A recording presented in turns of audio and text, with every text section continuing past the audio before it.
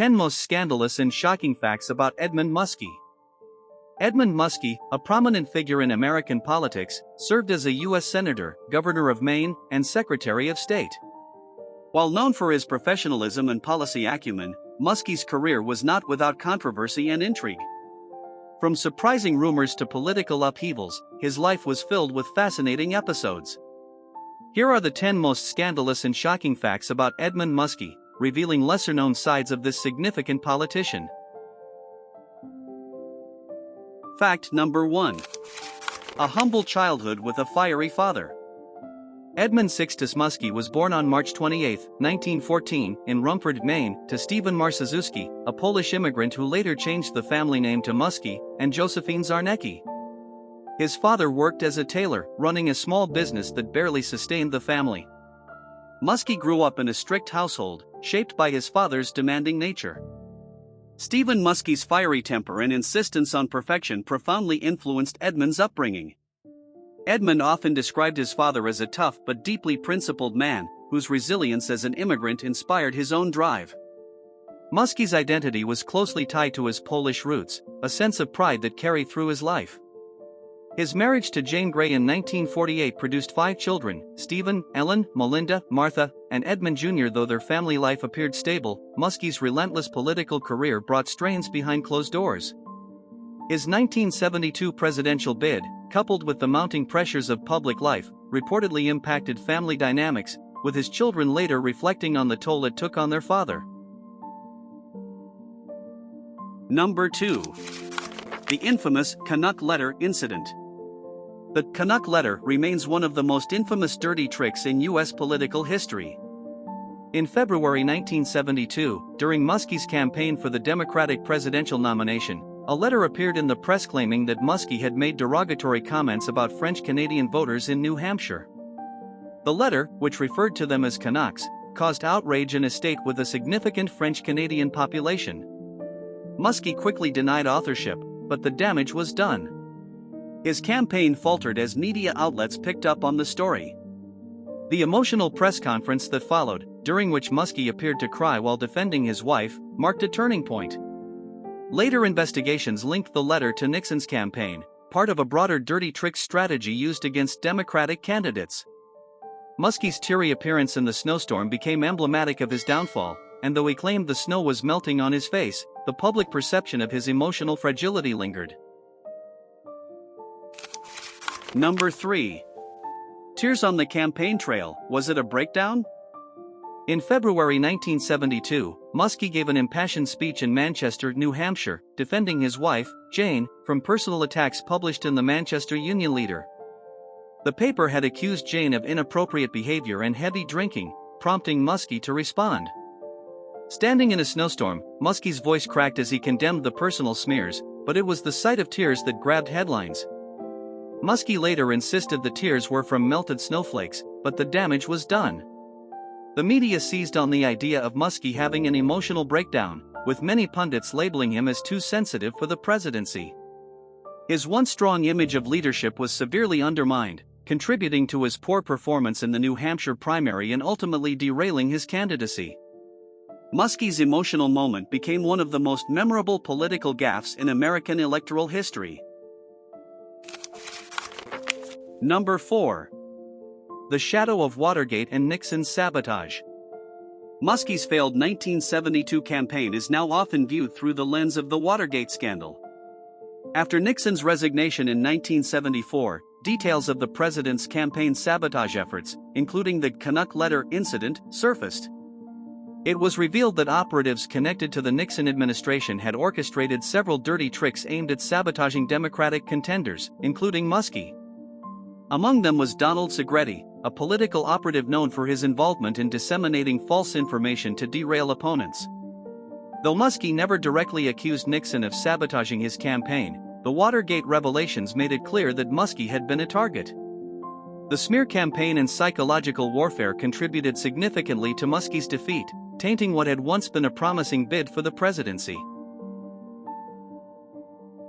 Number 5. Senate temper tantrums. Throughout his Senate career, Muskie earned a reputation for his fierce temper and impatience. He was known to obsess over policy details, which, combined with his high expectations, often led to frustration. In one famous incident in 1970, during a heated debate over budget allocations, Muskie lost his composure. He slammed his hand on the desk, threw papers in frustration, and shouted at fellow senators. His outburst shocked many, especially given his usually calm demeanor. These episodes of anger raised questions about whether Muskie was emotionally stable enough to hold higher office. Despite his temper, Muskie's legislative achievements, including his role in the Clean Air Act, solidified his reputation as a dedicated public servant. Number 6. Muskie's near miss with the vice presidency. In 1968, Muskie was chosen as Hubert Humphrey's running mate in the presidential election, a selection that came as a surprise to many within the Democratic Party. Muskie, a senator from Maine, was seen as a moderate with a calm demeanor, balancing out Humphrey's fiery personality. However, some party insiders were skeptical of Muskie's lack of national experience, and rumors spread that his nomination had not been universally supported. While Muskie performed well in debates and on the campaign trail, the ticket ultimately lost to Nixon and Agnew. Many believed that Muskie's moderate stances, especially on issues like Vietnam, had failed to energize the party's more radical factions, contributing to the narrow defeat. Number 7. The Secretary of State scandal. After his unsuccessful presidential bid, Muskie returned to the spotlight in 1980 when President Jimmy Carter appointed him Secretary of State. Muskie inherited a difficult role, particularly in dealing with the Iran hostage crisis, where 52 Americans were held captive. His diplomatic approach, which focused on negotiation rather than military intervention, was criticized as being too slow and ineffective. Muskie worked behind the scenes on securing the release of the hostages, but tensions within the Carter administration grew. Critics, including National Security Advisor Zbigniew Brzezinski, believed Muskie's approach lacked urgency. When the hostages were finally freed on January 20, 1981, just minutes after Ronald Reagan's inauguration, Muskie's role in the crisis was overshadowed, leaving his tenure as Secretary of State marred by controversy. Number 8. Accusations of hypocrisy on environmental policy. Though Muskie is often hailed as the father of the Clean Air Act for his groundbreaking work on environmental legislation in the 1970s, his later years were dogged by accusations of hypocrisy. Critics pointed out that Muskie had connections to industrial lobbying groups that opposed stricter environmental regulations. These ties raised questions about the sincerity of his environmental advocacy. In particular, Muskie's support for certain industries in Maine, such as paper mills, was seen as a conflict of interest, as these industries were notorious polluters. Though the accusations never gained significant traction, they damaged Muskie's standing with environmentalists who had once championed his leadership. Number 9. Tensions with the Democratic Party's left wing. Muskie's centrist politics often clashed with the Democratic Party's progressive factions. During the 1960s and 1970s, a growing movement within the party, particularly among younger voters, pushed for more radical stances on issues such as the Vietnam War and civil rights. Muskie, who advocated for moderation and pragmatic solutions, found himself at odds with figures like George McGovern, the party's 1972 presidential nominee. Tensions peaked during the 1972 campaign when Muskie and McGovern publicly disagreed over policy and campaign strategy. Muskie's inability to capture the enthusiasm of the party's left wing contributed to his declining influence and eventual defeat in the primaries. Number 10. The Silent Conspiracy of 1980. During Muskie's tenure as Secretary of State, rumors swirled that he was part of a silent conspiracy within the Carter administration aimed at undermining the president's foreign policy decisions.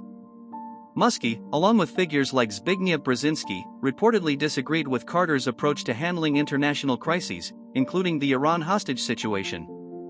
Though these rumors were never substantiated, they persisted in political circles. Some believe that Muskie's influence in the administration was far greater than publicly acknowledged, and that his disagreements with Carter created deep divisions. The allegations of internal sabotage added yet another layer of complexity to Muskie's already controversial legacy.